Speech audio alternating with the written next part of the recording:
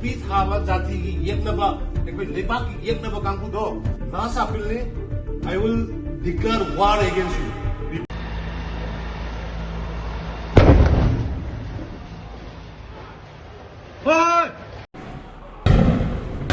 Asakap ui mola padak be. Wala mo musa ka mo ko. Sabas.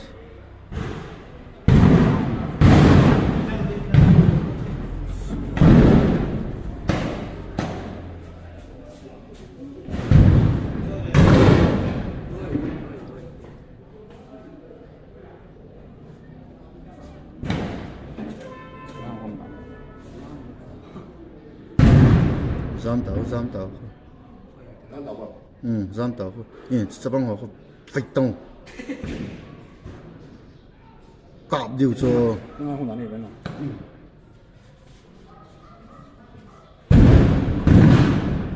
Ê, in hả tại gì hả? Huy lại hầm. Nào nào. Ê hả?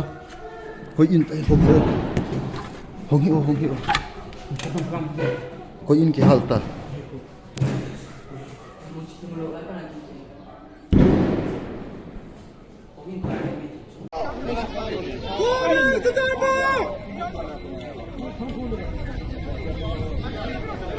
Kawan orang melekai, pemang tu ni. In có số của nó lại chỉ bị mua là họ tin rồi, chỉ có em rồi cái này nó đang gọi là tin người ta rồi. So piu na ho ve wo chi Kuki Christian Church Jula Len tu achu me thong ki tol vin hal ha ta vin cho su na de Halloween champa sungin ko chi kam fu vin kom ta vin hi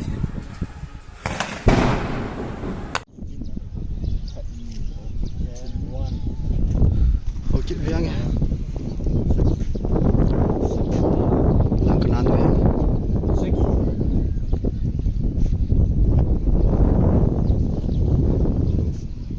Mình khởi hiện long vòng không?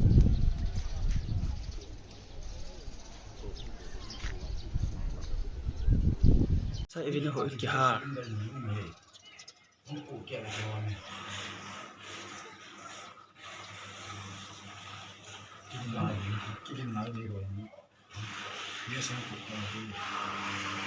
Hey, happy yung tay.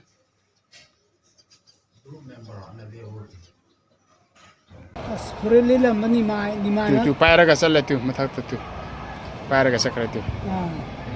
Para ka sakra tu. Tu ama thak tu tu. Tu se ni pi do moi. Ni pi tu pu ra ka sakre ba. Anh riêng thế một cái. Oi. chen ge ma se Chen kre tu. Ô, chắc phải có họ Chắc thật phải. được. tu ma se za flit ni pi se pu le tu ni pa de 这些都补了这个，俺都没差你奶奶的，没得差是差而已。 ai pu na kha ni 我那回的，俺们妈你这个就 À, đó số phụ cái tên là gì nữa pa ni đâu. 补了吧，补了吧。 My name is Colonel Shanti Kumar Sapam, retired. Colonel Sapam, what's in store for their future? That is a big question now.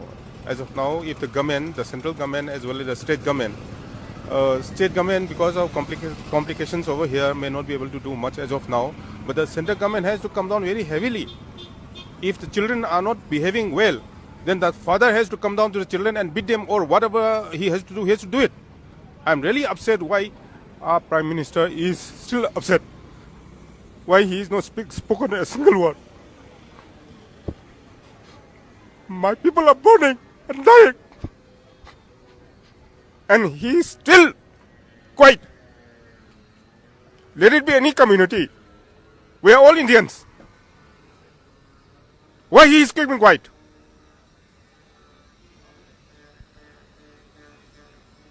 This is a problem which can be sorted out by him. He has to indulge. He is the chief prime minister of this country. He is not concerned about us. I served in the Indian Army and retired. I belong to Assam regiment. My Kuki boys are my ones. In my regiment, Kukis are there, Nagas are there, Maitis are there, everyone is there. From the entire notice.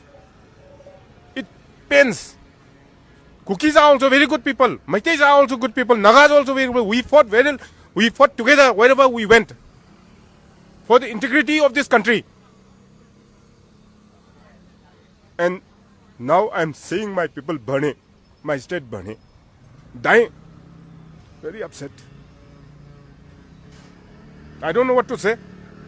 It's very sad. It hurts.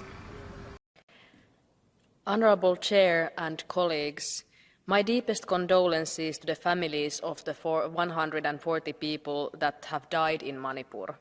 This violence has led to displacement of tens of thousands of people, and I think that the Indian authorities must take action. There cannot be no more victims. Access to humanitarian aid and impartial observers to the area must be allowed. We should all be worried about the worsening human rights situation in India. Freedom of press has narrowed, journalists and activists have been arrested for false reasons, discrimination and hate have increased. And this is also what I saw personally when I visited India in December. This saddens me as India is a very important partner for us. EU and India have to make human rights and democracy a fundamental part of their partnership in all regards, including trade. The situation in Manipur needs all of us to commit to open, transparent and accountable ways to address conflict peacefully.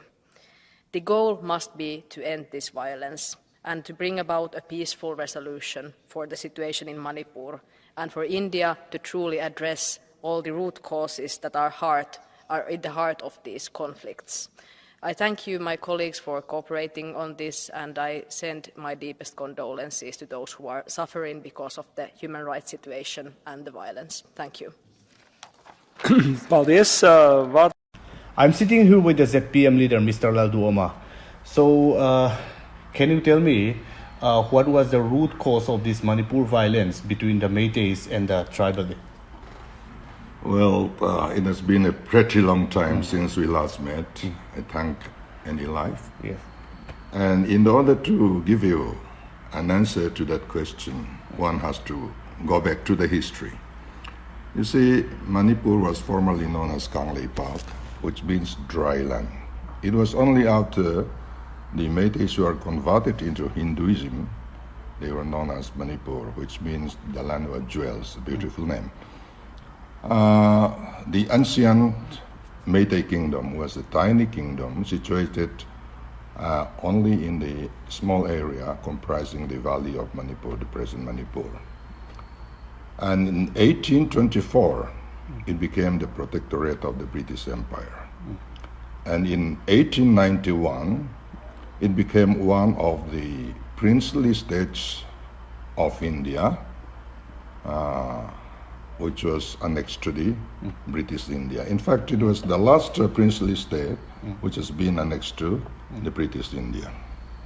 After independence, the Maharaja of Manipur, whose name is Buddha Chandra, signed a treaty of independence, a treaty of accession.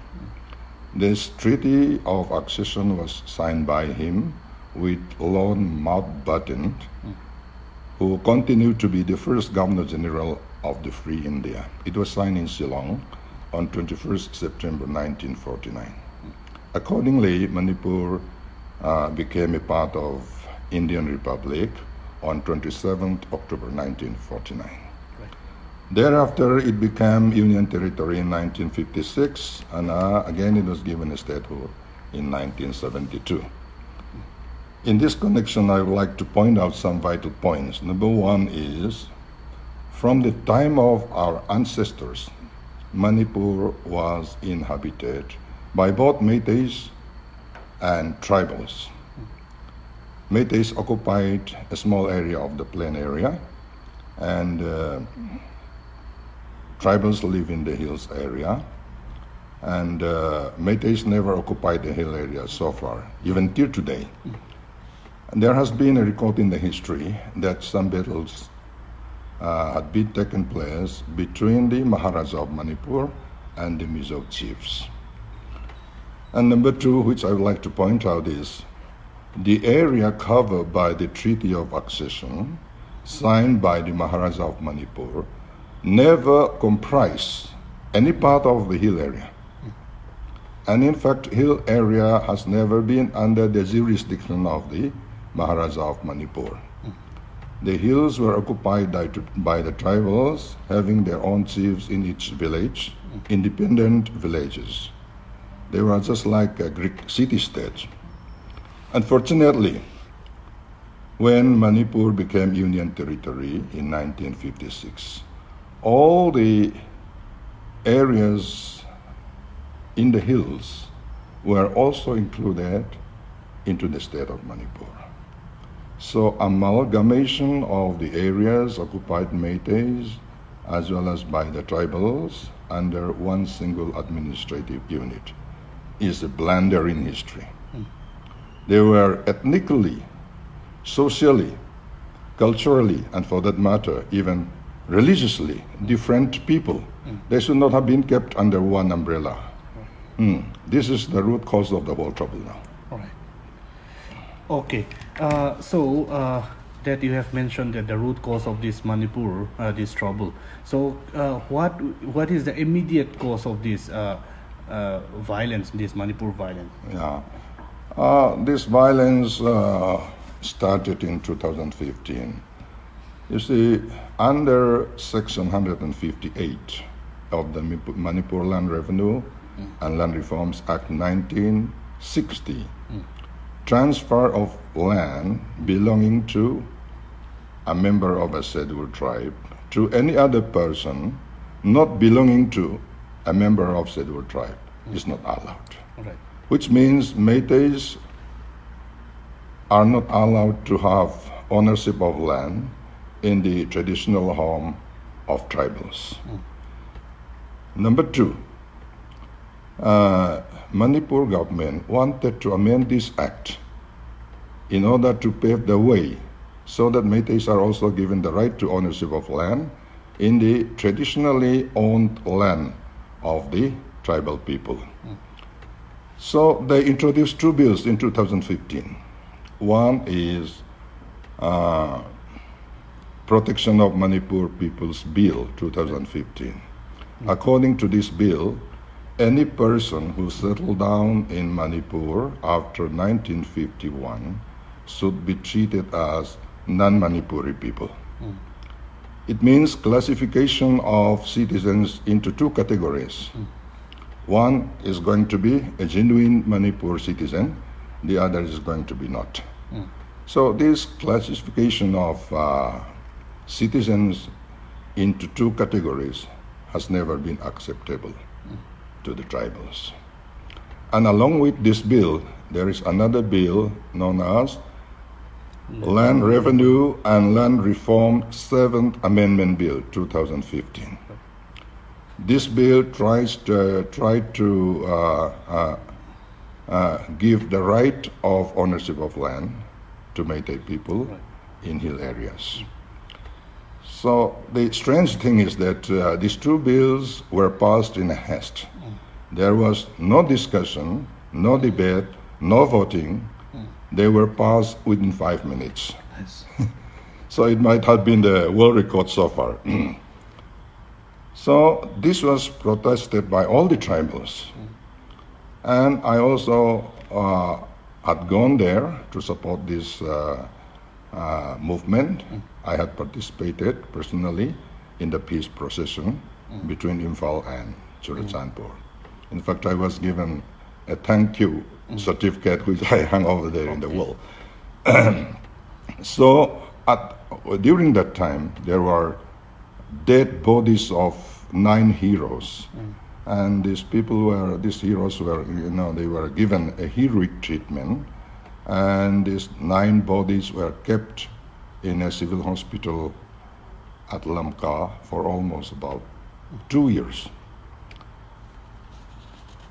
Okay. And yes, these two bills were the immediate cause.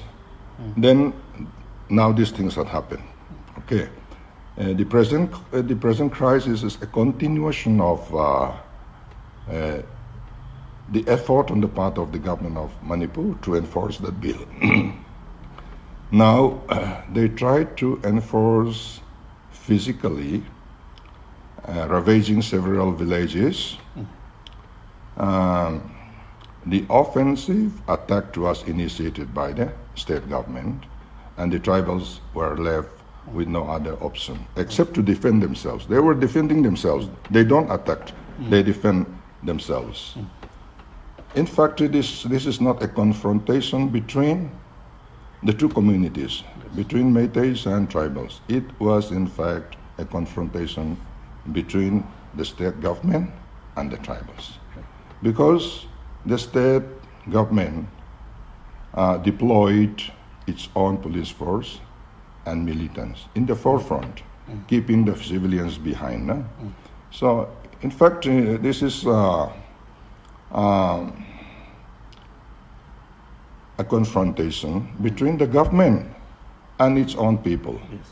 So, as things stand as of now, it is inconceivable to keep these people under one administration. They are now demanding for a separate administration, and for that my party supported them, and we are in favor of giving them a separate administration. Yes, okay, yes. There has been many sayings regarding this Zou unifications and this separate administration, and even this Greater Mizoram also been talked. And nationalists who is being claimed themselves by the MNF party. So what do you have to say on this? Again, I would like to go back to the history. 131 years ago, after the British subdued all these territories under their jurisdiction, there was a meeting in Calcutta at Fort William, Calcutta, on 29 January 1890. It was known as Chin-Lusai Conference.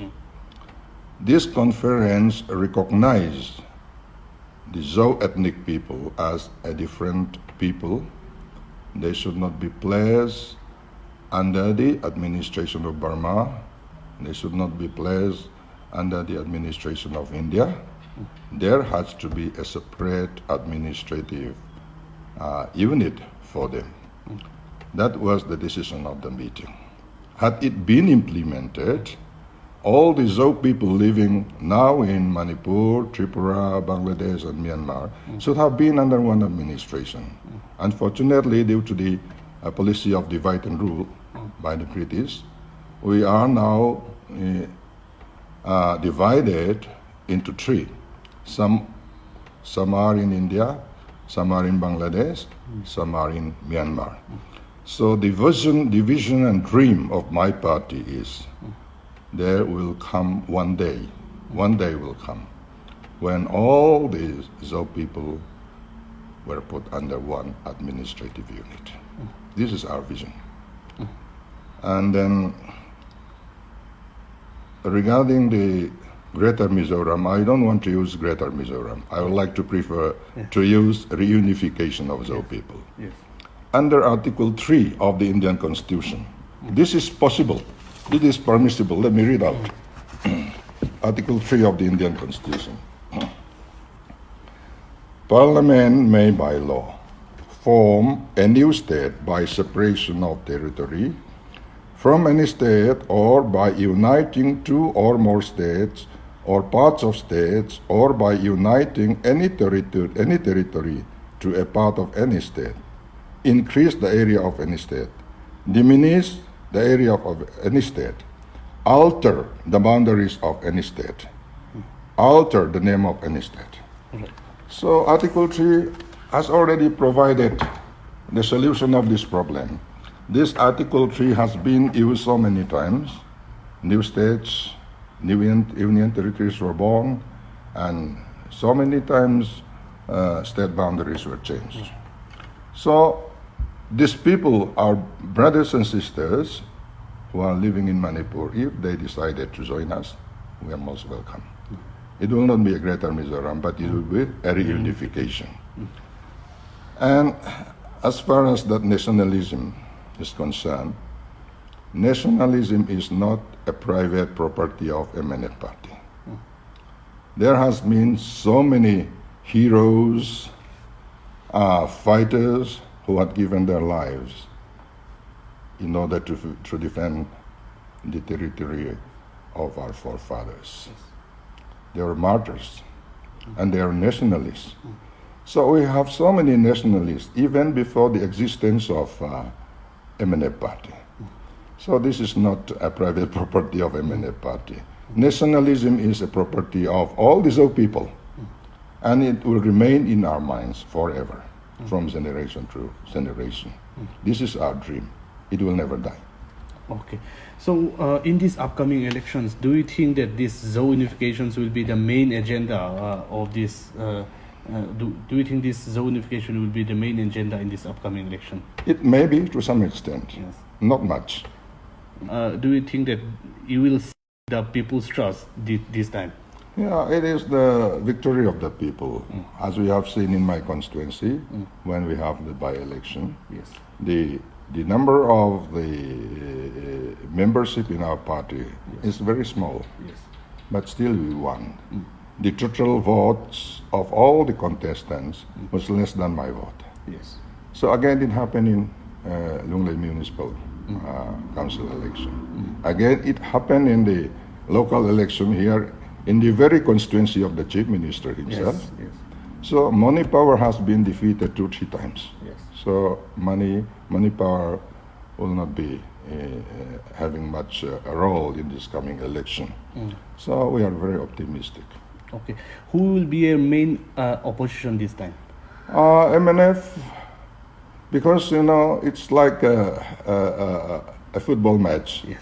We have won the semi-final. Right. We have played semi-final with Congress. We have defeated them. Now we are going to have a final game with MNF.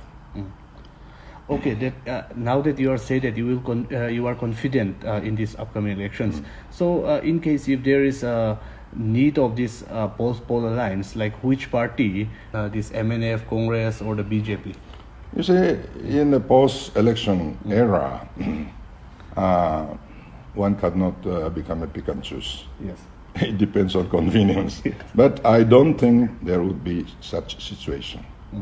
It has never been in Mizoram, unless there was a coalition, pre-election coalition.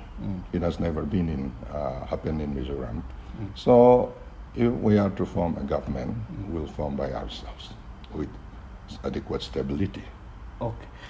My last questions. On 2018, you have contested in 2 constituencies and won two constituencies. Yeah. So in these upcoming elections, are you planning to contest in 2 constituencies again? No, there is a danger in that, because if I stand, I stand in 2 constituencies. Arrangements can be made by other 2 parties. They can join each other by sharing 1 seat each. That chance is there, so we are not going to give the chance to them. Okay.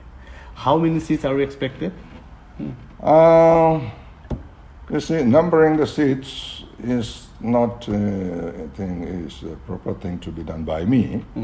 But according to the report so far, we have been doing the campaign in a scientific manner. We have a grassroots level training in all the units in the state.